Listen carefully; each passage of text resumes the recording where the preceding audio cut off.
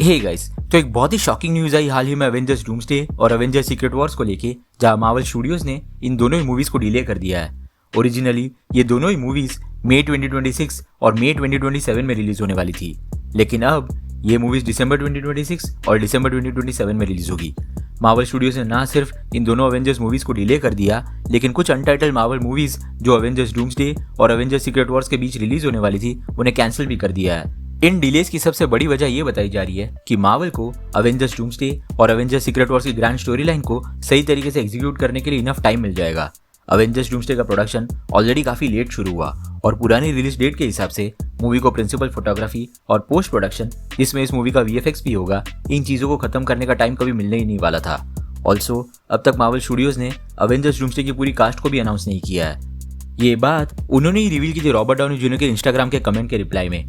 इसके पीछे एक रीजन जो बताया जा रहा है वो है कि कई कास्ट मेंबर्स ने अपने कॉन्ट्रैक्ट्स भी अभी तक साइन नहीं किए हैं। जिन चेयर्स को अवेंजर्स डूम्सडे के अनाउंसमेंट में दिखाया गया था, अब तक सिर्फ वही एक्टर्स फाइनल हुए हैं। जब इतनी सारी चीजें फाइनल ना हुई हो तो कोई चांस नहीं था मार्वल स्टूडियोज के पास इन मूवीज को डिले करने के अलावा।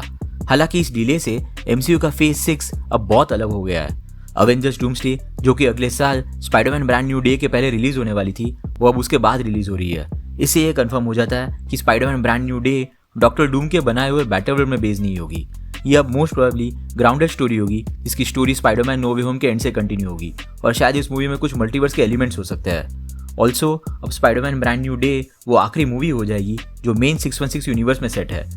अगर अवेंजर्स डूम्सडे की रिलीज डेट चेंज नहीं हुई होती तो हाल ही में रिलीज हुई थंडरबोल्ट्स वो आखिरी मूवी होने वाली थी जो 616 यूनिवर्स में सेट है।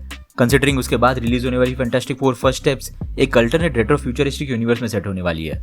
अवेंजर्स डूम्सडे के एंड में हम मोस्ट प्रोबेबली मल्टीवर्स को खत्म होते हुए देखेंगे, जिसकी स्टोरी सीधा लीड करेगी अवेंजर्स सीक्रेट वॉर्स में, जैसे इन्फिनिटी वॉर और एंड गेम के वक्त हुआ था।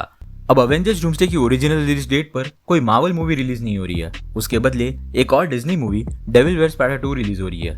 यानी कि फैंटास्टिक फोर फर्स्ट स्टेप्स के बाद हम सीधा 1 साल और 2 महीनों के बाद अगली मार्वल मूवी देखेंगे, जो कि असल में मार्वल स्टूडियोज की मूवी भी नहीं है। लेकिन अवेंजर्स सीक्रेट वॉर्स की ओरिजिनल रिलीज डेट मई 7, 2027 के दिन कौन सी मूवी रिलीज होगी, इसकी इन्फॉर्मेशन मार्वल या डिज्नी ने अब तक रिवील नहीं की है। वो स्लॉट अभी भी खाली पड़ा है। इसका मतलब अवेंजर्स डूम्सडे और अवेंजर्स सीक्रेट वॉर्स के बीच मार्वल कम से कम एक मूवी तो जरूर रिलीज करेगा, जिसकी स्टोरी रिमोटली इन दोनों मूवी से कनेक्टेड होगी। फेज 3 के दौरान जब मार्वल ने अवेंजर्स इन्फिनिटी वॉर और अवेंजर्स एंड गेम के बीच एंटमैन एंड द वॉस्प और कैप्टन मार्वल को रिलीज किया था, तो इन दोनों ही मूवीज ने एक्सपेक्टेशन से ज्यादा परफॉर्म किया था बॉक्स ऑफिस पे, और इन दोनों ही मूवीज की स्टोरी इन्फिनिटी वॉर और एंड गेम की स्टोरी से अनरिलेटेड थी। इसी फॉर्मूला को मार्वल दोबारा रिपीट कर सकता है। वो अवेंजर्स सीक्रेट वॉर्स की ओरिजिनल वाली रिलीज डेट के दिन कोई नई मूवी अनाउंस कर सकता है इस साल के कॉमिक कॉन में। ये मूवी या तो ब्लैक पैंथर 3 हो सकती है या फिर डॉक्टर स्ट्रेंज 3।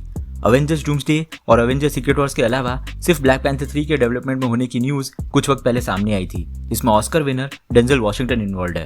हालांकि मल्टीवर्स सागा में अगर किसी कैरेक्टर की एग्जिस्टिंग स्टोरी इनकम्प्लीट रह गई है तो वो है डॉक्टर स्ट्रेंज की story. Doctor strange in the multiverse of madness के पोस्ट क्रेडिट सीन में हम डॉक्टर स्ट्रेंज और क्लिया को डार्क डिमेंशन में जाते हुए देखते हैं किसी इंकर्जन को रोकने के लिए। उसके बाद हमें किसी भी मूवी में डॉक्टर स्ट्रेंज का अपीयरेंस देखने नहीं मिला। कॉमिक्स में डॉक्टर स्ट्रेंज का रोल बहुत क्रूशियल था सीक्रेट वॉर्स और उसके पहले की story line time runs out में। डॉक्टर डूम डॉक्टर स्ट्रेंज की मदद से ही मल्टीवर्स को मेंटेन करने वाले कॉस्मिक बीइंग्स बियॉन्डर्स तक पहुंच पाया था, और जब मल्टीवर्स खत्म हुआ और बियॉन्डर्स के पावर्स को छीनकर जब डूम ने अपना बैटलवर्ल्ड बनाया, तो उस बैटलवर्ल्ड में डॉक्टर स्ट्रेंज डूम के राइट हैंड मैन बन गए और कई सालों तक उन्होंने डूम का साथ दिया।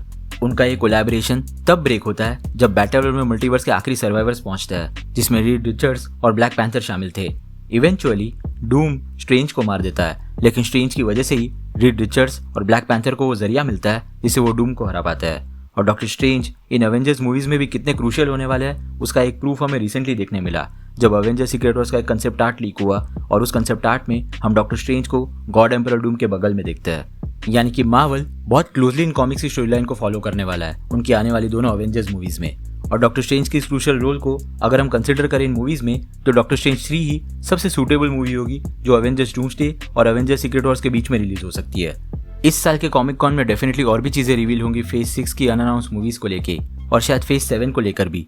लेकिन इन डिलेज और कैंसिलेशन से अब इतना तो क्लियर हो चुका है कि मार्वल अब क्वांटिटी पर नहीं बल्कि क्वालिटी पर फोकस करना चाहता है। अवेंजर्स एंड गेम के बाद इतने सालों में जो भी मार्वल ने मूवीज रिलीज की है फेज 4 से लेकर अब तक, उन सभी मूवीज में सिर्फ स्पाइडरमैन नो वे होम और डेडपूल एंड वुल्वरीन ही उनके लिए एक्सट्रीमली प्रॉफिटेबल रही है। और स्पाइडरमैन नो वे होम तो असल में सोनी पिक्चर्स ने प्रोड्यूस की है, यानी कि डेडपूल एंड वुल्वरीन ही वो मार्वल स्टूडियोज की मूवी है जिसने बॉक्स ऑफिस पर अच्छा परफॉर्म किया है उनके लिए। बाकी सभी मूवीज ने एक तरह से मार्वल स्टैंडर्ड्स के हिसाब से अंडर परफॉर्म ही किया है, जिसमें हाल ही में रिलीज हुई थंडरबोल्ट्स भी शामिल है।